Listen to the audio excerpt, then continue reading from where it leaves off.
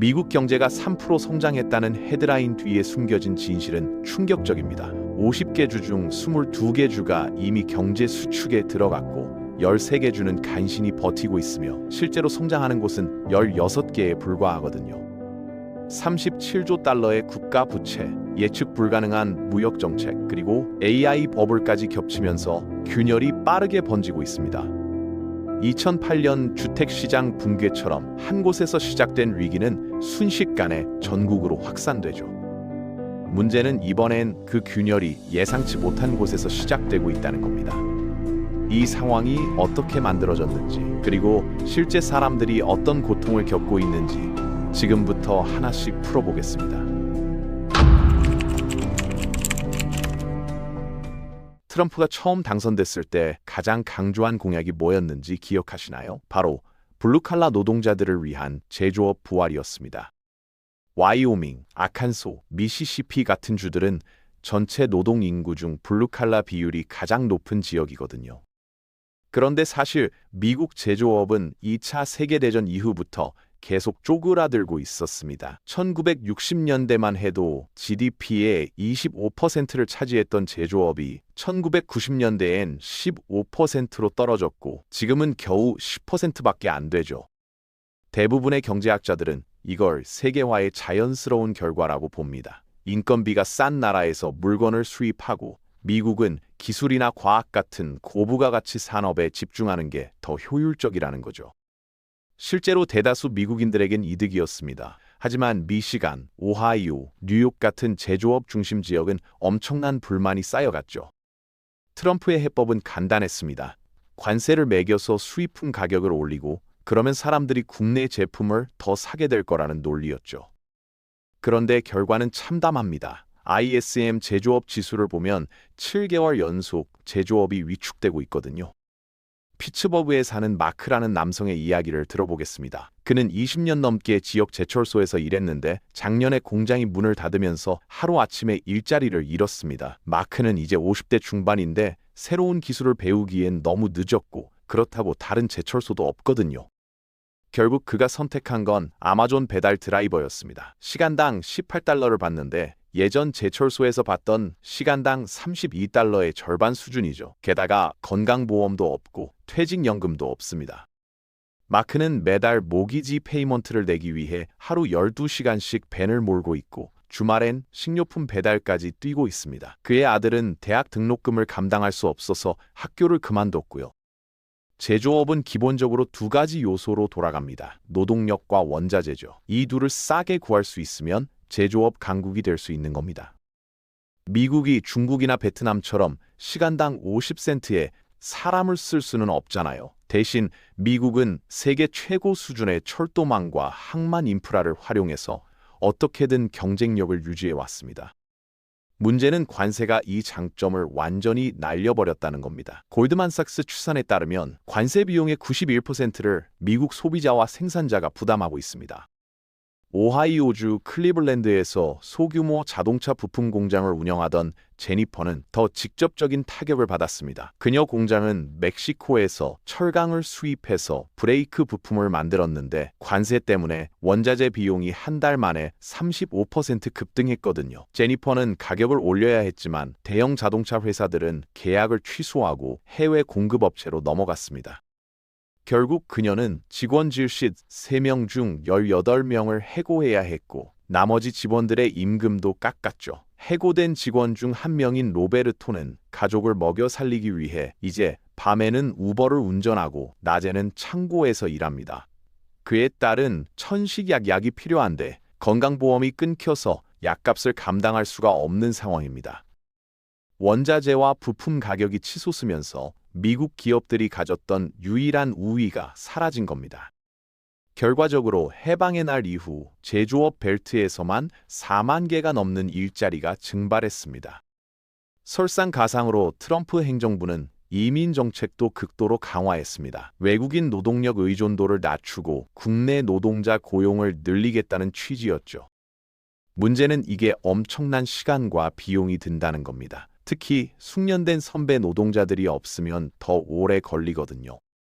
지난달 조지아에서 딱 이런 일이 벌어졌습니다. ICE가 첨단 반도체 공장 설립을 돕던 한국인 노동자 수백 명을 체포하고 추방한 겁니다. 현장 책임자였던 데이비드는 하룻밤 사이에 프로젝트가 6개월 이상 지연될 거라는 걸 알게 됐죠. 투자자들은 철수를 고려하기 시작했고 이미 고용된 지역 건설 노동자 120명은 무급 대기 상태로 집에 보내졌습니다.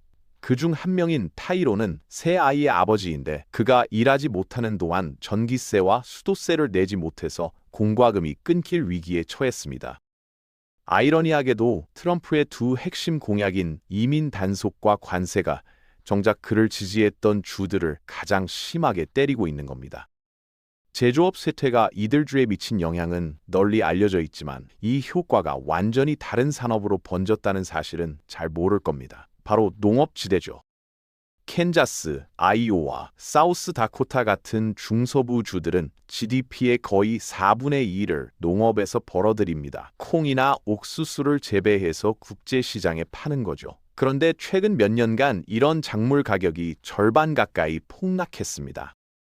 아이오와에서 3대째 가족 농장을 운영하던 톰의 이야기가 대표적입니다. 그의 할아버지가 1950년대에 시작한 500에이커 규모의 콩 농장인데 작년에 콩 가격이 부셸당 15달러에서 8달러로 폭락하면서 완전히 적자로 돌아섰거든요. 톰은 은행에서 빌린 돈으로 비료와 종자를 샀는데 수확 후 팔아서 번 돈으론 대출 이자도 못 갚는 상황이 됐습니다.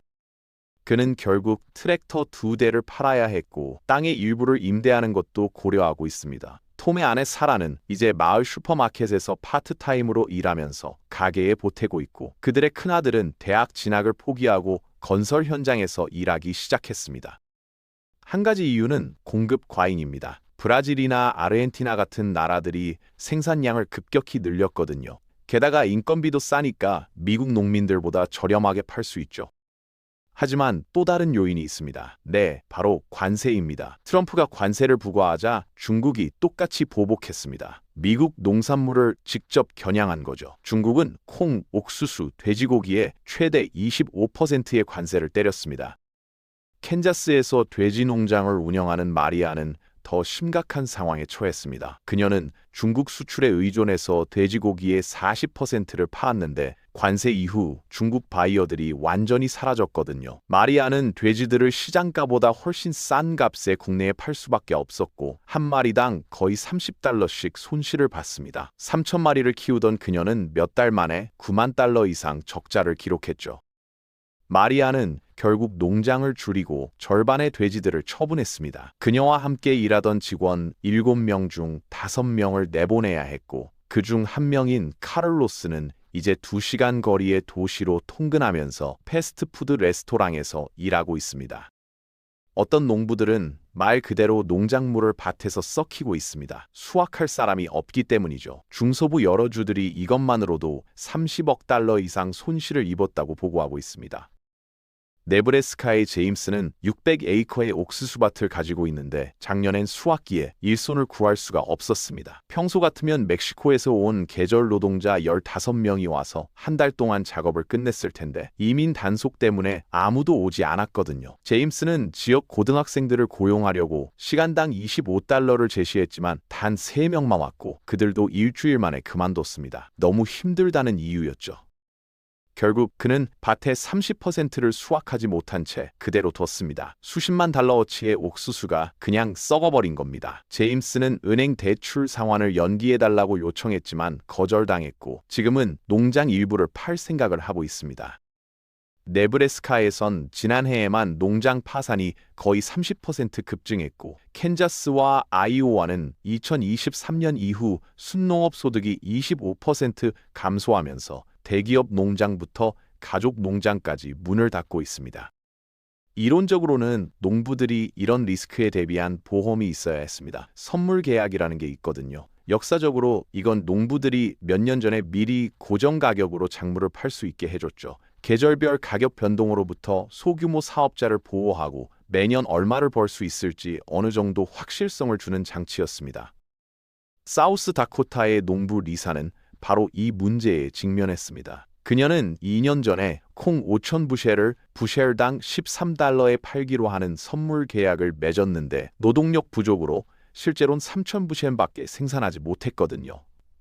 하지만 계약상 그녀는 여전히 5,000부시를 납품할 의무가 있었고 부족분 2,000부시를 현재 시장가인 부쉘당 8달러에 사서 13달러 계약가에 맞춰 제공해야 했습니다. 리사는 이 한 건의 계약 때문에 $10,000를 손해봤고 비슷한 계약이 3개 더 있었죠. 그녀는 결국 농장 운영 자금을 전부 날렸고 집에 두 번째 모기지를 설정해서 빚을 갚아야 했습니다. 리사의 남편은 이제 건설 현장에서 일하고 있고 그녀는 밤에 식당에서 설거지를 하면서 생계를 유지하고 있습니다.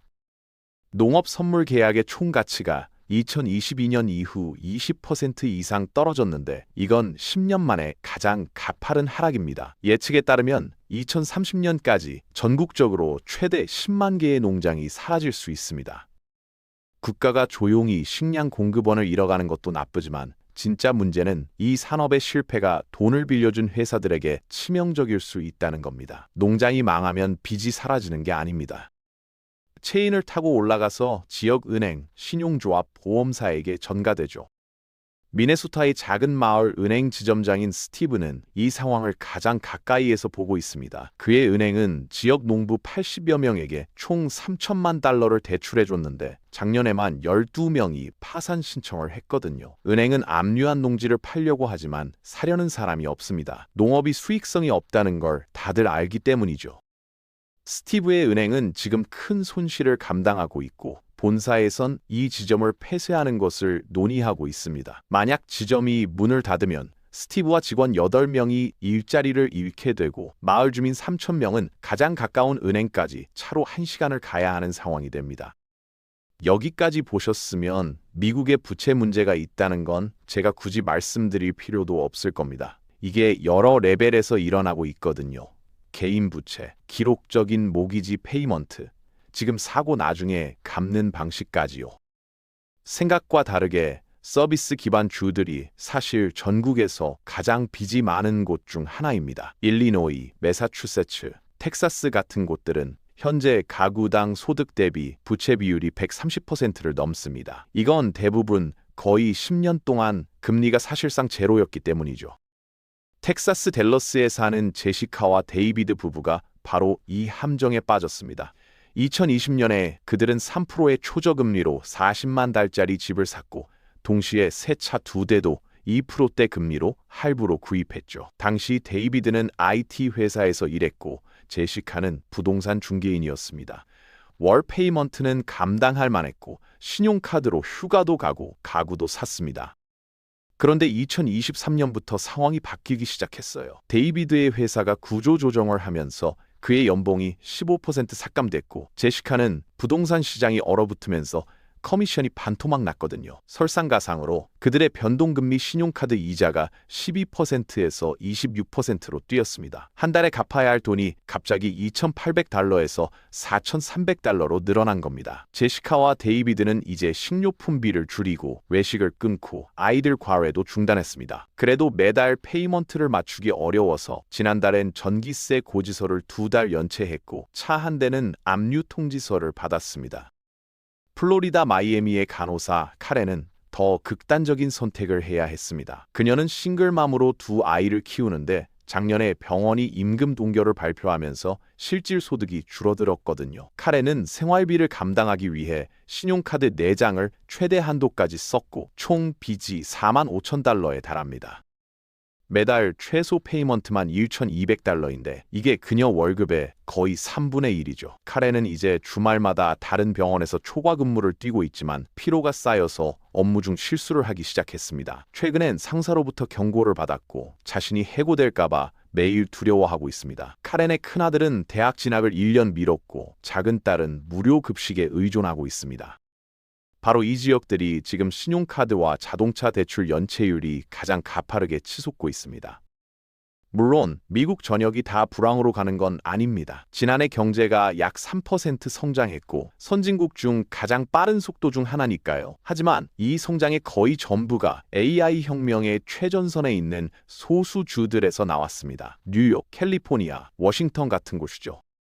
캘리포니아 샌프란시스코에서 일하는 소프트웨어 엔지니어 알렉스는 겉보기엔 승승장구하고 있습니다. 그는 AI 스타트업에서 연봉 18만 달러를 받고 스톡 옵션도 받았죠. 하지만 그가 일하는 회사는 아직 수익을 내지 못하고 있고 벤처 캐피탈의 자금으로만 운영되고 있습니다. 알렉스는 자신의 스톡 옵션이 결국 휴지 조각이 될 수도 있다는 걸 알지만 계속 베팅하고 있는 거죠.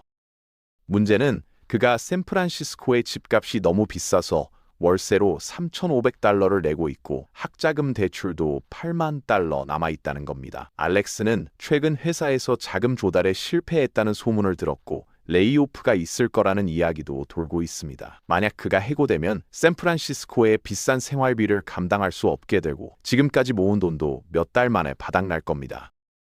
어떤 추정에 따르면 이들 주 성장의 92%가 AI 관련 지출에서 나온다고 합니다. 그런데 이 주들조차 처음 보이는 것보다 훨씬 흔들리는 기반 위에 있을 수 있습니다. AI 성장은 분명 인상적이지만 저금리 시대의 서비스 기반 주들처럼 대부분 빌린 돈으로 작동하고 있거든요.